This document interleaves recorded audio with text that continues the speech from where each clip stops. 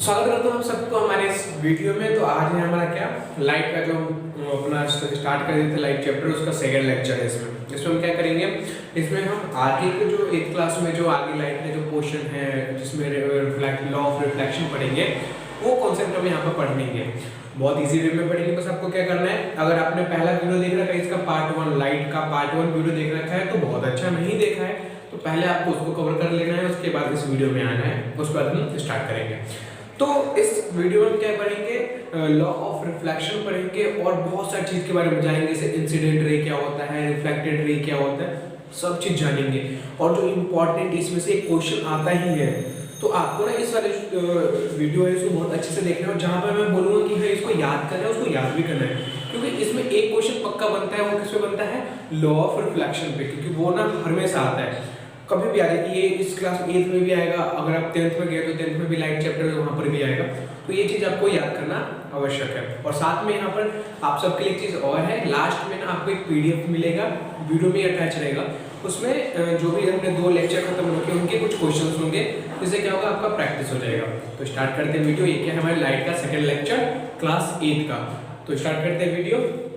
तो ये रहा हमारा लाइट का सेकेंड लेक्चर है। हमारा क्या है आज का टॉपिक, लॉ ऑफ रिफ्लेक्शन। यानी आज हम लॉ ऑफ रिफ्लेक्शन के बारे में लेंगे कि क्या होता है लॉ ऑफ रिफ्लेक्शन, इनके बारे में सब चीज़ हम आराम से समझेंगे। तो स्टार्ट करते हैं।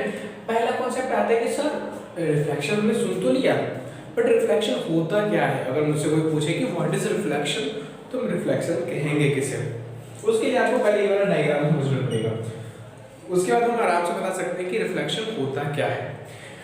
इसको समझने के लिए मान लीजिए कि थोड़ा ड्राइंग मेरा गंदा है, बट मान लीजिए कि जो ऑब्जेक्ट दिख रहा है आपको वो क्या है, एक टॉर्च है। टॉर्च से क्या हुआ, लाइट निकल रहा है। यहाँ पर मैंने सिर्फ एक लाइट का रे दिखाया है। हमने ये तो पढ़ चुके हैं कि जो लाइट होता है स्ट्रेट लाइन में ट्रेवल करता है, ये मैंने बता दिया था पिछले लेक्चर में। अगर नहीं देखा है तो जाके देख लो। तो हमने क्या पढ़ा था कि जो लाइट होता है ना स्ट्रेट लाइन में ट्रेवल करता है। तो सेम यहाँ पर क्या हो रहा है, यहाँ से लाइट निकल रहा है जो स्ट्रेट लाइन में ट्रैवल कर रहा है। अब यहाँ पर एक ही सिर्फ लाइट नहीं निकल रहा, बहुत सारे लाइट निकल रहे होंगे, लेकिन मुझे ऑब्जर्वेशन करना है, अच्छे से समझाना है, इसलिए मैंने सिर्फ एक पर्टिकुलर रे को लिया है, एक पर्टिकुलर लाइट को लिया है। ठीक है। तो यहाँ पर क्या हुआ, इस टॉर्च से एक लाइट निकला और एक क्या हुआ, एक मिरर पे टकराया है। ये है हमारा मिरर। तो जो लाइट निकलता है और मिरर पे टकराता है, यहाँ पर जो रे बना है, इस रे को एक पर्टिकुलर नाम देते हैं जिसको हम कहते हैं इंसिडेंट रे।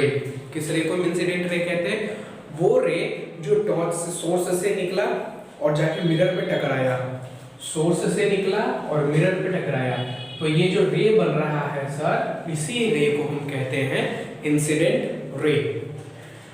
फिर यहां से टकराया। अब मान लो कि तुम्हारे पास वो है लेजर लाइट, मिरर पे तुम जब करते हो तो क्या होगा, मिरर से टकराता है लेजर लाइट और रिफ्लेक्ट होता है वापस।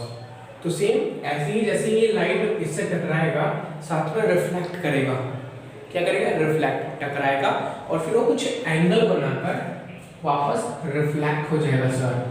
तो ये जो रिफ्लेक्ट होता है, राइट, पहले टकराया फिर रिफ्लेक्ट होगा, जो रिफ्लेक्ट हुआ उसको कहते हैं रिफ्लेक्टेड रे।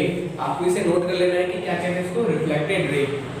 फिर से स्टार्ट करते हैं। एक बार जो लाइट टकराता है इससे, उसको कहते हैं इंसिडेंट रे। क्या कहते हैं, इंसिडेंट, यानी यहाँ पर जो टकराने वाला उसको कहते हैं, इस रे को, पूरे रे को कहेंगे इंसिडेंट रे। टकराया, टकरा के वापस गया, इसको कहेंगे रिफ्लेक्टेड रे। और जहां पर ये जो दोनों पॉइंट मिलते हैं, यहाँ पर एक पॉइंट बनता है, यहाँ से एक लाइन खींचा जाती है इस तरह से, और इस लाइन को कहते हैं हम सर नॉर्मल रे। नॉर्मल रे क्या होता है, नॉर्मल रे होता है उस पॉइंट से खींचा जाता है जहां पर इंसिडेंट रे और रिफ्लेक्टेड रे मैच करते हैं, वहां से निकलता है नॉर्मल रे। नॉर्मल रे का उतना काम नहीं है, बट आपको इंसिडेंट रे और रिफ्लेक्टेड रे याद करना है कि इंसिडेंट क्या होता है, रिफ्लेक्टेड क्या होता है। डेफिनेशन आपको यहाँ पे मिल जाएगा, तो मैं एक बार यहाँ पर भी समझा दूंगा आपको। लेकिन आपको क्या समझना है कि जब मान लो कि यहाँ पर एक प्लेन मिरर है, तो क्या हुआ, लाइट यहाँ से है, तो ये जो लाइट आ रहा है ना यहाँ पर, ये लाइट, इसको कहेंगे इंसिडेंट रे।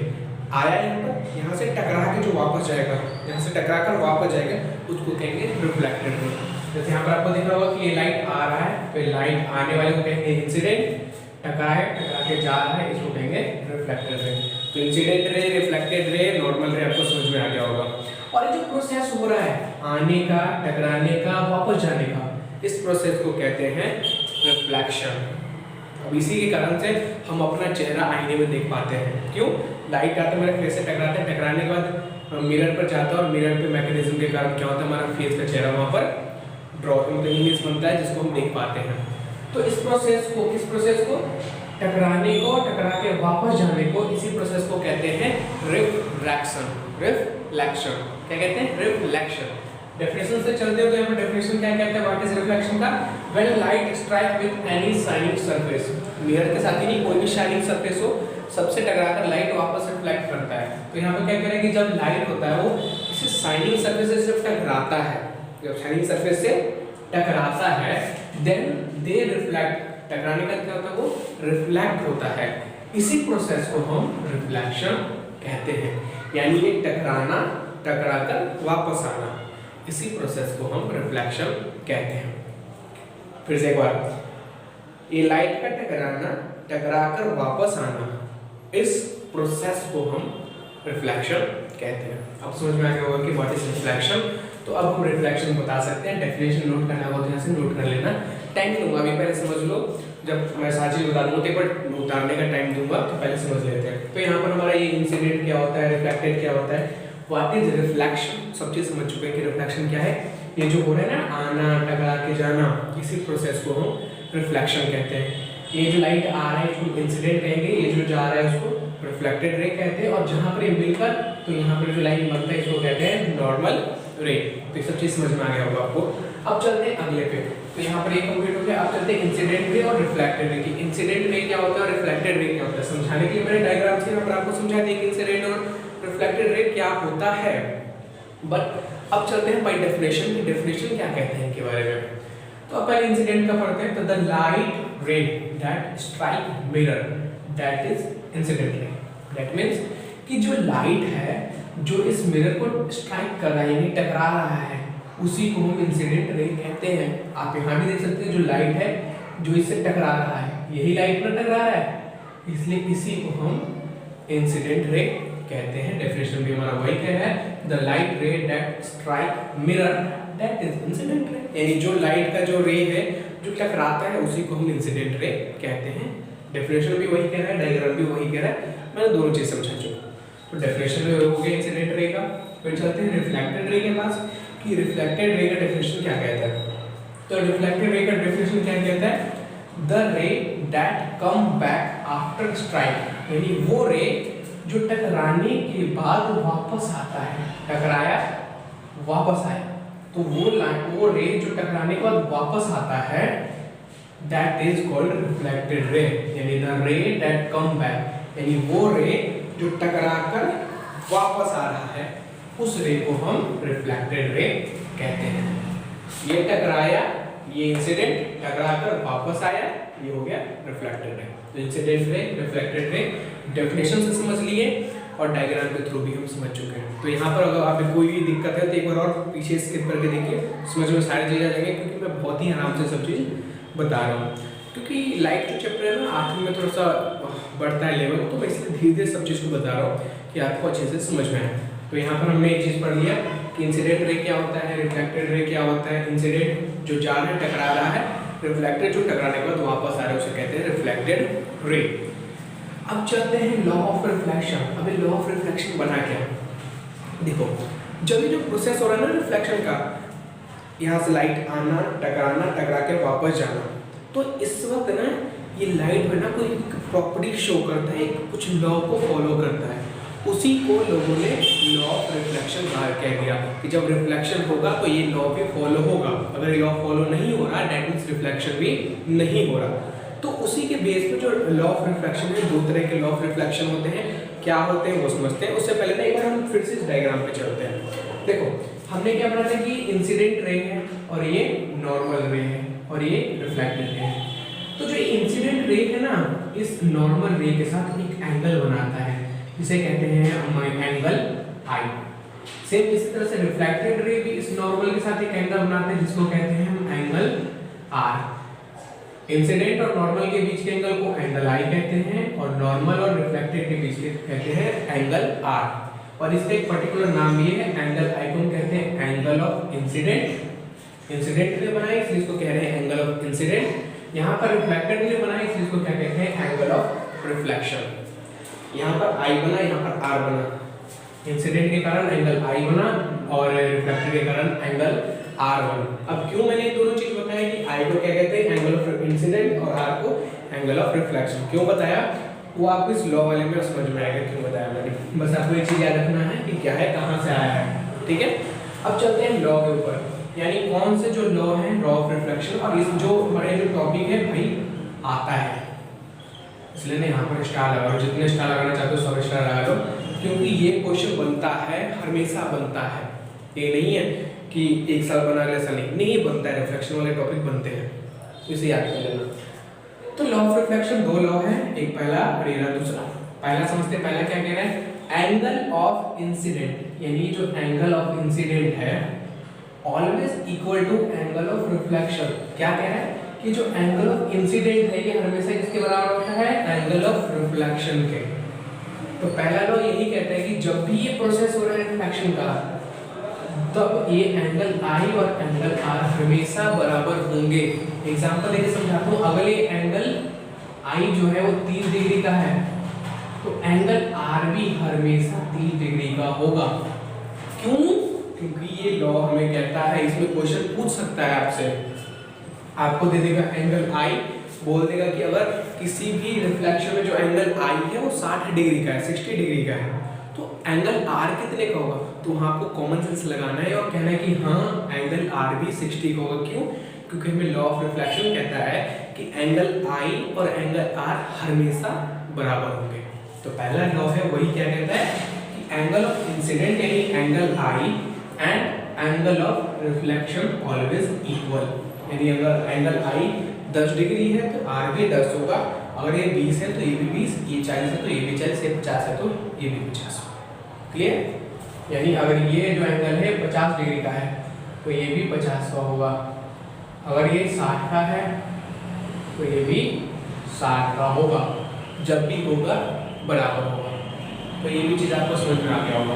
अब चलते हैं दूसरे लॉ रिफ्लेक्शन के दूसरे लॉ की तरफ। पहला लॉ अगर समझ नहीं आया तो फिर से क्या करना है, तो उसे स्किप करके पीछे जाना है और फिर देखना है, बहुत इजी वे में समझा रखा है, समझ में आ जाएगा आपको। अब चलते हैं दूसरे लॉ पर, क्या है, द इंसिडेंट रे, यानी जो इंसिडेंट रे जा रहा है, यहाँ पर फिर से बना लेते हैं, कह रहे हैं द इंसिडेंट रे, यानी ये रहा इंसिडेंट रे, नॉर्मल रे, यानी ये नॉर्मल रे एंड रिफ्लेक्टेड रे, और ये reflected ray, all in same plane, यानी जो तीनों है वो सेम प्लेन होते हैं। सेम प्लेन का मतलब यहाँ पर सेम है, ये तो नहीं हो रहा कि इंसिडेंट वाला यहाँ गया, नॉर्मल वाला यहाँ से स्टार्ट हो रहा है और रिफ्लेक्टेड वाला यहाँ से स्टार्ट हो रहा है, ऐसा तो नहीं है, तीनों क्या है, सेम प्लेन में है। तो तीसरा लॉ यही कहता है कि इंसिडेंट रे, नॉर्मल रे और रिफ्लेक्टेड रे तीनों क्या होंगे, एक प्लेन में होंगे, एक प्लेन से स्टार्ट होंगे।